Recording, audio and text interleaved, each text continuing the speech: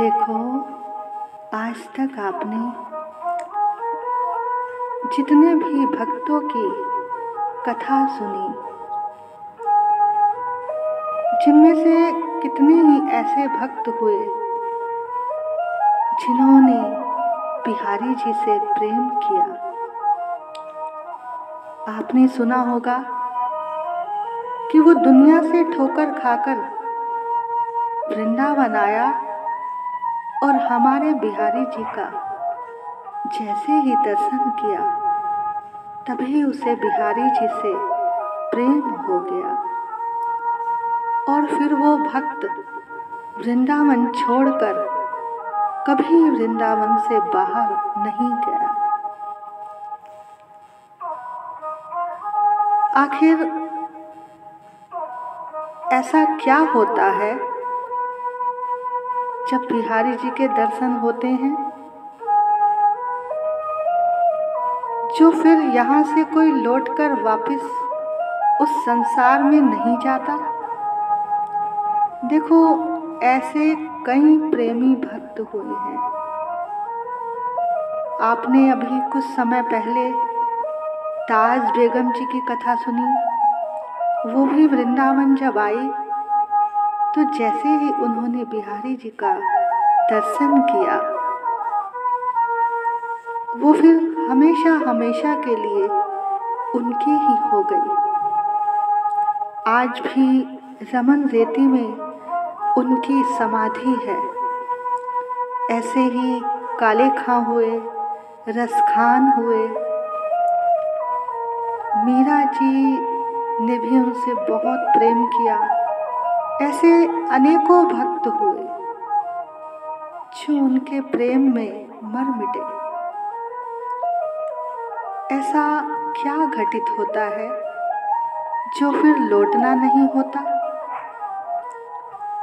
और देखो, ये उन संतों के समय की बात ही नहीं, आज भी अब भी ऐसा ही होता है।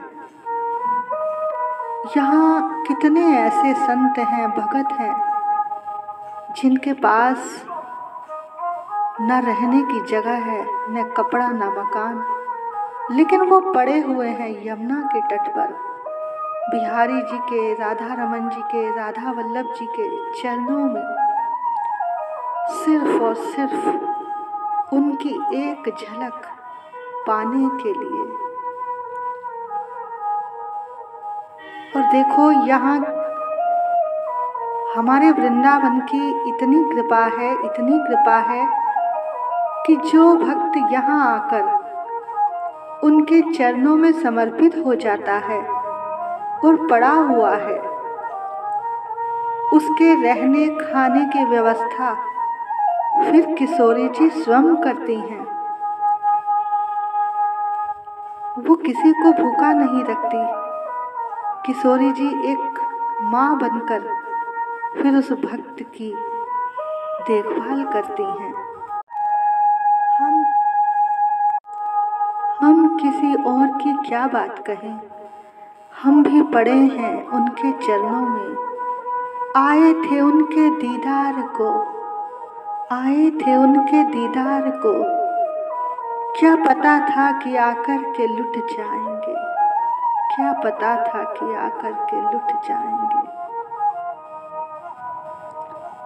9 वर्ष होने को हैं। उस समय जब हम आए थे तो अपनी माता जी के संग दर्शन करने के लिए आए थे। कुछ भी हमारे पास में नहीं था, ऐसे ही आए थे, लेकिन बस उनकी एक झलक ने फिर ऐसी कृपा की, ऐसी कृपा की कि फिर लौट के जाना ना हुआ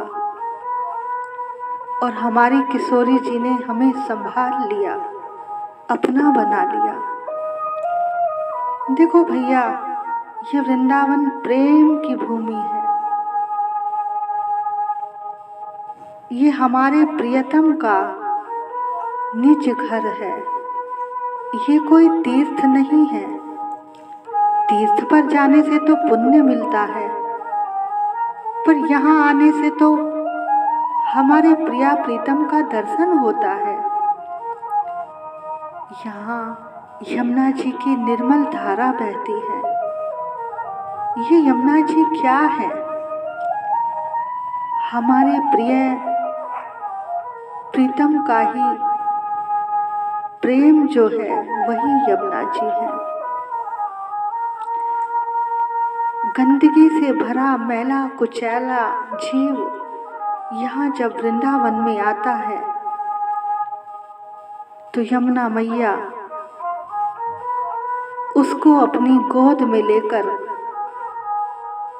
उसकी जन्मों जन्मों की मैल गंदगी अपने पावन जल से साफ करती है और उसे ठाकुर के दर्शनों के योग्य बना देती है।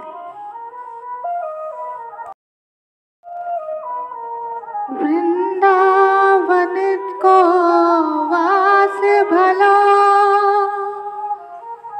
जहाँ पास बहे यमुना रस रानी, और जो जन नहाय के ध्यान धरे वृंदावन तिनको मिले रजधानी। वेद पुराण बखान रहे और बात यही सब मुनि जन मानी। यमुना यमदूतन तारत है और भवसागर तारत है श्री राधिका रानी, श्री राधिका रानी। देखो, यूं तो हजारों लाखों लोग यहाँ पर आते हैं बिहारी जी के दर्शन को। अब सब क्यों नहीं यहाँ पर रह जाते? इसमें भी एक बात है। देखो, यहाँ जो लोग आते हैं वो बिहारी जी के दर्शनों की इच्छा से नहीं आते, उनसे प्यार करने नहीं आते, अपने स्वार्थ की पूर्ति के लिए आते हैं, अपनी इच्छाओं की लिस्ट लेकर आते हैं कि हमारा ये हो जाए, हमारा वो हो जाए। बिहारी जी के मंदिर में जाकर बस मांगते ही रहते हैं। वो तो ठीक से कभी दर्शन शायद करते भी नहीं होंगे। उन्हें तो ये भी नहीं पता होगा कि आज बिहारी जी ने कौन से रंग की पोशाक पहनी है। बस उन्हें अपने स्वार्थ से मतलब है। देखो, अभी किसी को दर्शन करना भी कहाँ आता है। अभी तो लोग आते हैं और बिहारी जी को देखकर चले जाते हैं। देखो, एक होता है देखना, एक होता है दर्शन करना। यानी ये ठाकुर जी हैं, बिहारी जी हैं, राधा वल्लभ जी हैं, राधा रमन जी हैं। थोड़ा सा देखा और हो गए दर्शन। ये तो सभी करते हैं। जैसे लोग मंदिरों में जाकर, तीर्थ में जाकर दर्शन करते हैं, लेकिन एक होता है प्यार से उन्हें निहारना। पहले उनके चरणों के दर्शन करना, फिर धीरे धीरे मन ही मन उनके चरणों में प्रणाम करके उनके नेत्रों तक पहुंचना। हृदय में जितना भी प्रेम हो वो सारा अपने आँखों में भरकर उनकी नजरों में देखने का साहस करना, प्यार से उनको निहारना। दर्शन वो होता है जब प्यारे को देखते ही, उनकी नजरों से नजरें मिलते ही अश्रुधारा बहने लगे और सब मौन हो जाए, तब समझना कि आपने दर्शन किए हैं। आपने ही नहीं, बिहारी जी ने भी आपको देखा है। जब अश्रुपात हो तो ये संकेत है कि बिहारी जी आपको देख रहे हैं। तब जानो नजरों से नजरें मिली, तब फिर सब मौन हो जाता है, कुछ कहने को नहीं बचता। नजर ने नजर से मुलाकात कर ली, नजर ने नजर से मुलाकात कर ली, रहे दोनों खामोश और बात कर ली। ये है उनसे मिलना, उनके दर्शन करना। जब ऐसा हो तब समझ जाना कि हो गई शुरुआत। अब नहीं बच पाओगे, अब नहीं बच पाओगे। मैं तो आई थी फकत तेरे दीदार को, क्या खबर थी कि आकर के लुट जाऊंगी। फूल लाई थी तुम्हें पेश करने के लिए, क्या खबर थी कि आके मैं मिट जाऊंगी। क्या खबर थी कि आकर के मिट जाऊंगी। ये स्थिति बड़ी उच्च कोटि की है। ये किशोरी जी की कृपा से ही मिल सकती है, क्योंकि जो प्रेम है वो किशोरी जी की कृपा से ही मिलता है। जिसे किशोरी जी स्वीकार करती हैं वही फिर बिहारी जी का प्रेम प्राप्त कर पाता है।